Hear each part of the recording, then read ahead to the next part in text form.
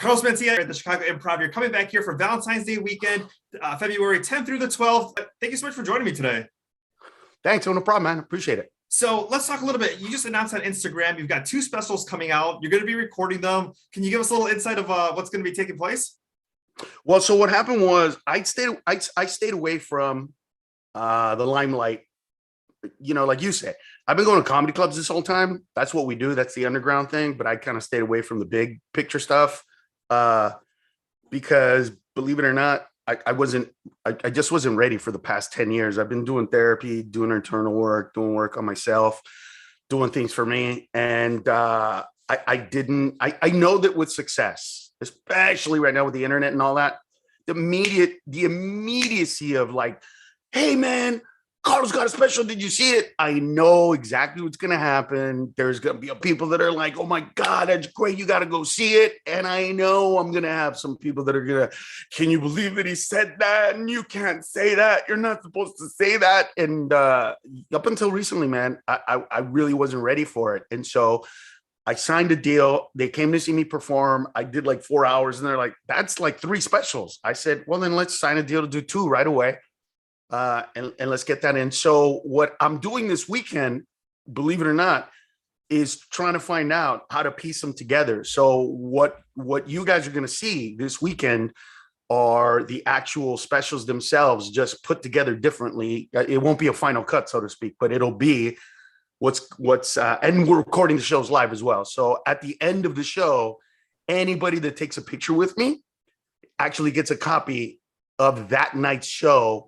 We email it to people. So people that come this weekend are not just going to have some fun and a good time, but we're actually going to, give them a copy of the show that they're just about to watch. So you'll actually have a copy pretty much in some ways of the special that's going to come out before it comes out. And that's an added incentive. You have 5 shows here in the Chicagoland area. One of the ones on Saturday is already sold out. So you got to go ahead and get your tickets so that you can be part of this cool experience. Yeah, you do it. And you know what? Look, believe it or not, and I'm saying this as a human being. There are no first dates, none better than comedy show. And here's why. Comedy reveals who you are as a performer and an entertainer and as an audience as well. And here's what I mean. If you bring somebody to my show and they sit down and they laugh and they have fun and they have a couple of drinks and they have some chicken wings, you know what? They're not afraid to show you who they are. Once the stand-up comes in, you'll see what they're sensitive and not sensitive about. So you don't have to ask somebody like, hey, how do you feel about, men and women in relationships? When we start doing jokes about relationships, all you got to do is look over to whoever you came with and you'll see right away if they're okay with it or they're not okay with it. Now, you get the revealing process. You get the process of now I know who I'm with a little more without ever having to ask a question. So you don't look creepy if I do a joke about, weird toys that you use in bed, right? That's on me. That's not on you. So the way they react, you're not going to get well, you believe that? You're just going to look and go, oh, wow, this person believes that, or this person doesn't believe that. On top of that, when you laugh, little bit of adrenaline and endorphins, really happy juices go into your body to create a little even more slight state of euphoria. So there you go.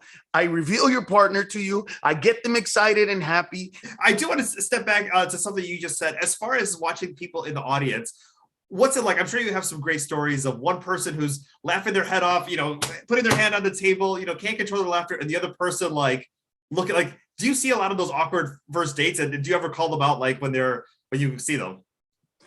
So listen, interestingly enough, right? Part of all the work that I've been doing in the past 10 years. So listen, part of what I've been doing for this past year is to change my attitude. And so it's so funny that you say what you said, because today I don't see that one person anymore, right?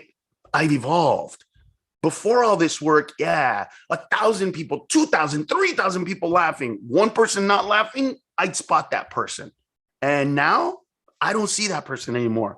Today, I see all the other happy people. I see the people that are enjoying themselves. I see the people that are having a good time. I see those people more than anybody else. But if you're near the front row and you're a couple, and one of you is laughing and the other one isn't, yeah, there's usually, if it goes long enough, there'll be a point where I'll be like, all right, what's the problem right here? What's going on? What is this? And then we'll just reveal whatever that is and bring it out. And, usually it tends to bring out the best in people if you do it the right way. Let's talk a little bit about Chicago. You're here annually. What are some of your favorite things to do in town, when you get a few moments away from the shows, or if you come in early to do something here? So the first thing you got to do is some of the best, if not the best, authentic Polish food is there. So I got to go get me some of that. I gotta go get me some Portillo's. But then, of course, when I take a picture of me at Portillo's, everybody who has a little mom and pop and says, "No, man, you can't go there, bro. Let me tell you, you got to go to this other spot." So then I end up going to 2 to 3 other places that have the Italian beef, just because.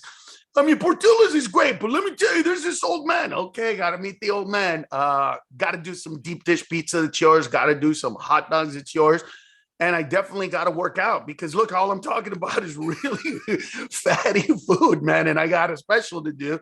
And right now I'm doing like a pescatarian thing where I'm not eating meat. I'm only eating vegetables, fruits, some fish, and no what they call white. So no sugar or flour or stuff like that.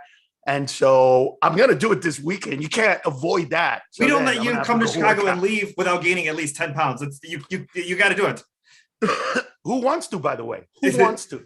Exactly. And then final thing, you've mentioned it a couple of times, we're in a new phase of comedy. You're having these new specials come out. You've gone through some therapy. How are you hoping that this new phase and, Carlos of 2022 is different than, comedy in the past, especially in this kind of new world that we're living in? Well, you know what? I know what the difference is. The difference is that before, there was I guess it would be it came from an insecure place, if you will. Not that I was insecure, but I gotta be funny, I gotta be great tonight, I gotta be the best tonight. It was kind of like a weight that I put on my own shoulders. It was just something that I imposed on myself. And now my impetus is just making people have fun. I know how to write a joke. I know how to tell a joke. I know the things that I want to say. I know how to say them. I love America, dude. I love America. But I think that we've lost sight of something. And what it is perspective. We've lost perspective. We sometimes don't realize who we are. We sit around and complain about it instead of seeing the beauty of it. People jump on planes, on the wings of planes, to come to our country and fall off. People drown on the way here.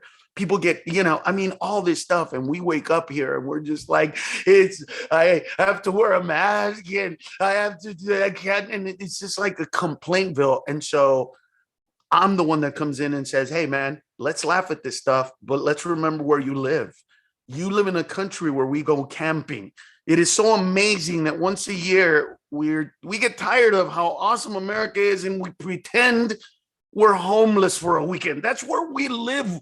We literally pretend that we don't have a house just to feel okay about having a house. And I think that somebody needs to talk about this stuff. I think people need to watch the Olympics. I love the fact that I don't care what Olympics it is, whether it's the winter or the Summer Olympics, watch it. And every time, well, not every time, but so many of the times when we win medals and you look at the other teams, they're mad at us because whoever won for us theoretically should have been on their team.